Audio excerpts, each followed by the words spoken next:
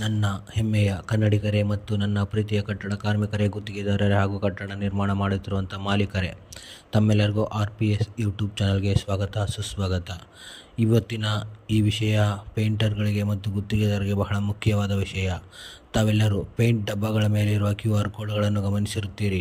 ಆ QR ಕೋಡ್ಗಳನ್ನು ಬಳಸಿಕೊಂಡು ತಾವು ಅತಿ ಹೆಚ್ಚು ಗೌರವ ಮತ್ತು ಹಣವನ್ನು ಸಂಪಾದಿಸುವುದು ಹೇಗೆ ಎಂದು ತಿಳಿಯಲು ನಮ್ಮ RPS ಯೂಟ್ಯೂಬ್ ಚಾನಲ್ನಲ್ಲಿ ಅಪ್ಲೋಡ್ ಮಾಡಿರ್ತಕ್ಕಂಥ ಪೂರ್ತಿ ವಿಡಿಯೋವನ್ನು ನೋಡಿ ತಾವು ಮಾಹಿತಿಯನ್ನು ತಿಳಿಯಬೇಕಾಗಿ ಮನವಿ.